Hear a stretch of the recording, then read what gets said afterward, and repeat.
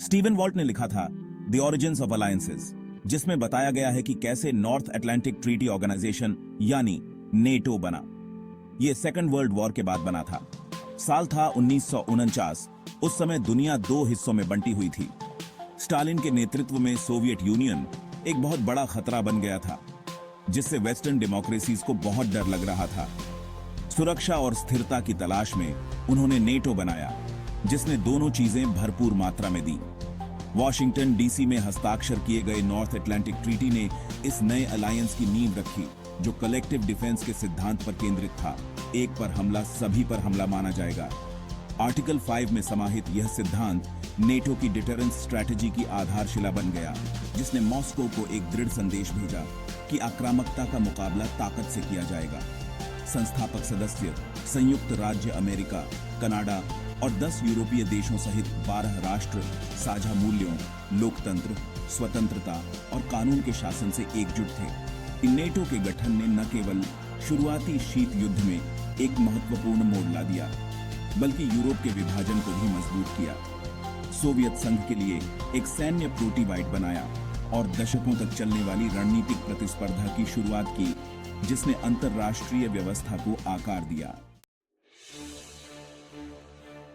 NATO के शुरुआती वर्षों के दौरान शीत युद्ध के तनाव तेजी से बढ़े। यह एक ऐसा समय था जब दुनिया दो विरोधी गुटों में बंटी हुई थी और हर कदम पर सावधानी बरतनी पड़ती थी। सोवियत यूनियन ने पूर्वी यूरोप पर अपनी पकड़ मजबूत कर ली और आयरन कर्टन का निर्माण हुआ, जिसने महाद्वीप को स्पष्ट रूप से विभाजित कर दिया। इसने पश्चिमी और पूर्वी यूरोप के बीच एक अदृश्य दीवार खड़ी कर दी, जो वैचारिक और राजनीतिक विभाजन का प्रतीक बन गई। इस अवधि के दौरान नेटो का प्राथमिक ध्यान साम्यवाद के प्रसार को रोकना था। यह एक ऐसा समय था जब हर देश अपने विचारधारा की रक्षा के लिए हर संभव प्रयास कर रहा था। कोरियन वॉर का प्रकोप हालांकि दूर था, शीत युद्ध के खतरे की वैश्विक प्रकृति को रेखांकित करता था। इसने यह स्पष्ट कर दिया कि शीत युद्ध का प्रभाव केवल यूरोप तक सीमित नहीं था, बल्कि यह एक वैश्विक संघर्ष था। संयुक्त राज्य अमेरिका के नेतृत्व में नेटो सदस्यों ने कोरिया में हस्तक्षेप किया। कम्युनिस्ट उत्तर को दक्षिण पर कब्जा करने से रोकने के लिए लड़ रहे थे। यह हस्तक्षेप नेटो की सामूहिक सुरक्षा की नीति का एक महत्वपूर्ण उदाहरण था। इस संघर्ष ने नॉर्थ अटलांटिक क्षेत्र से बाहर अपने हितों की रक्षा के लिए नेटो की तत्परता का प्रदर्शन किया। यह दिखाता है कि नेटो केवल एक क्षेत्रीय संगठन नहीं था, बल्कि इसके सदस्य वैश्विक सुरक्षा के लिए प्रतिबद्ध थे। 1955 में नेटो में पश्चिम जर्मनी को शामिल करने से मॉस्को की तीव्र प्रतिक्रिया हुई, जिसके कारण वॉर्सो पैक्ट का गठन हुआ, जो सोवियत यूनियन और उसके पूर्वी यूरोपीय सहयोगियों का एक सैन्य गठबंधन था। यह गठबंधन नेटो के विस्तार के प्रति एक सीधा जवाब था। शीत युद्ध के इस नए चरण की विशेषता तीव्र सैन्य निर्माण और वैचारिक टकराव थी। दोनों पक्षों ने अपने अपने सैन्य बलों को मजबूत किया और एक दूसरे के खिलाफ अपनी स्थिति को मजबूत किया। 50 और 60 के दशक के दौरान नेटो की रणनीति डिटरेंस पर बहुत अधिक केंद्रित थी, एक विश्वसनीय सैन्य बल बनाए रखना और सोवियत आक्रमण को रोकने के लिए न्यूक्लियर रिटेलिएशन के खतरे पर निर्भर रहना। यह रणनीति नेटो की सुरक्षा नीति का एक महत्वपूर्ण हिस्सा थी। संख्या में कम होने के बावजूद यूरोप में नेटो की पारंपरिक सेनाएं अच्छी तरह से प्रशिक्षित और अच्छी तरह से सुसज्जित थीं, जो संभावित रूप से किसी भी सोवियत आक्रमण को धीमा करने के लिए ट्रिपवायर के रूप में काम कर रही थीं। ये रणनीति नेटो की रक्षा की पहली पंक्ति थी, जो किसी भी संभावित खतरे को रोकने के लिए तैयार थी। वर्ष 1989 को बर्लिन वॉल के पतन द्वारा चिह्नित किया गया था, जो एक महत्वपूर्ण क्षण था जो शीत युद्ध के आसन्न अंत का संकेत दे रहा था। यह घटना न केवल जर्मनी के पूर्ण एकीकरण का प्रतीक थी, बल्कि वैश्विक राजनीति में एक नए युग की शुरुआत भी थी। शीत युद्ध के अंत का प्रतीक, यह क्षण दुनिया भर में लोकतंत्र और स्वतंत्रता की जीत के रूप में देखा गया। आंतरिक संघर्षों से कमजोर हुआ सोवियत यूनियन 1991 में ढह गया, जिससे वॉर्सो पैक्ट भंग हो गया। इसने पूर्वी यूरोप में राजनीतिक और सैन्य संतुलन को पूरी तरह से बदल दिया। एक मौलिक रूप से बदले हुए रणनीतिक परिदृश्य का सामना करते हुए नेटो ने खुद को एक चौराहे पर पाया। इसकी निरंतर प्रासंगिकता के बारे में बहस उभर रही थी। क्या यह गठबंधन अब भी आवश्यक था या इसे भंग कर देना चाहिए? जबकि कुछ लोगों ने तर्क दिया कि गठबंधन ने अपने उद्देश्य को पूरा कर लिया है, दूसरों ने तर्क दिया कि यह यूरोप में स्थिरता बनाए रखने के लिए महत्वपूर्ण बना हुआ है। नेटो के समर्थकों का मानना था कि यह संगठन नए खतरों और चुनौतियों का सामना करने के लिए आवश्यक था। अनुकूलन करने का विकल्प चुनते हुए नेटो ने 1991 में एक नई स्ट्रेटेजिक कॉन्सेप्ट को अपनाया, जिसने संकट प्रबंधन, शांति स्थापना और सहकारी सुरक्षा सहित सुरक्षा चुनौतियों की एक विस्तृत श्रृंखला को संबोधित करने के लिए सामूहिक रक्षा से अपना ध्यान केंद्रित किया। यह एक महत्वपूर्ण बदलाव था जो संगठन की लचीलेपन और अनुकूलन क्षमता को दर्शाता था। इस दशक में पार्टनरशिप फॉर पीस कार्यक्रम भी शुरू किया गया, जिसका उद्देश्य पूर्व वॉरसॉ पैक्ट देशों के साथ विश्वास और सहयोग को बढ़ावा देना था। इस पहल ने नेटो और गैर सदस्य देशों के बीच संबंधों को मजबूत किया। 90 के दशक में नेटो ने सैन्य हस्तक्षेपों में भाग लिया, विशेषकर बॉस्नियन एंड कोसोवो वॉर्स में। मानवीय चिंताओं और जातीय सफाई को रोकने की इच्छा से प्रेरित होकर सामूहिक रक्षा पर अपने पारंपरिक फोकस से एक महत्वपूर्ण बदलाव को चिह्नित किया।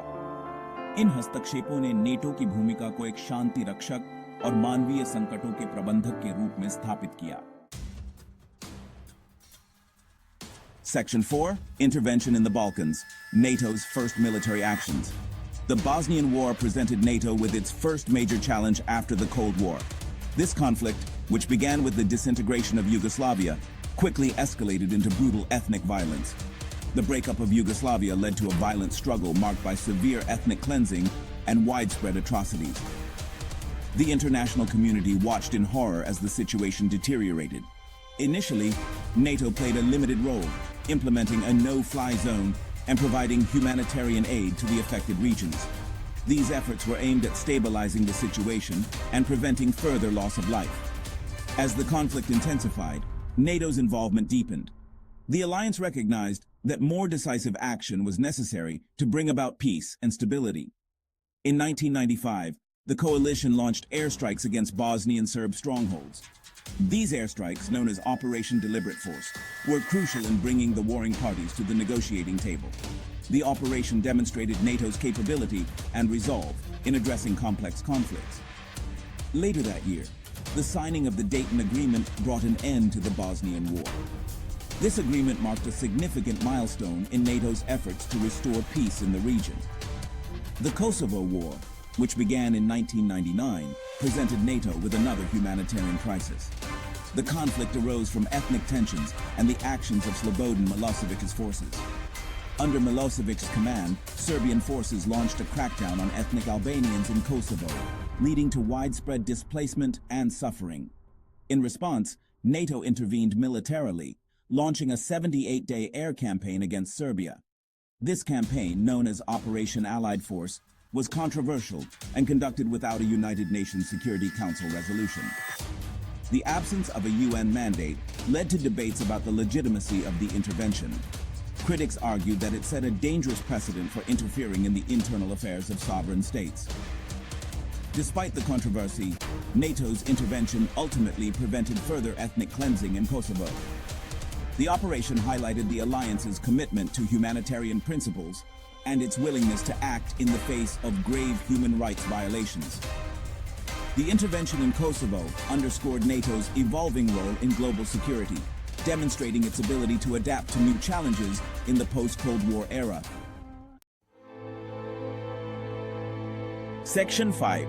The War on Terror, NATO's response to 9/11s. 11 सितंबर 2001 को संयुक्त राज्य अमेरिका पर हुए आतंकवादी हमलों ने दुनिया को झकझोर कर रख दिया। नेटो ने पहली और एकमात्र बार आर्टिकल 5 का आह्वान करते हुए घोषणा की कि संयुक्त राज्य अमेरिका पर हमले सभी सहयोगियों पर हमला थे। इस अभूतपूर्व कदम ने संयुक्त राज्य अमेरिका के साथ गठबंधन की एकजुटता का प्रदर्शन किया। बाद के आतंकवाद के विरुद्ध युद्ध में नेटो ने महत्वपूर्ण भूमिका निभाई।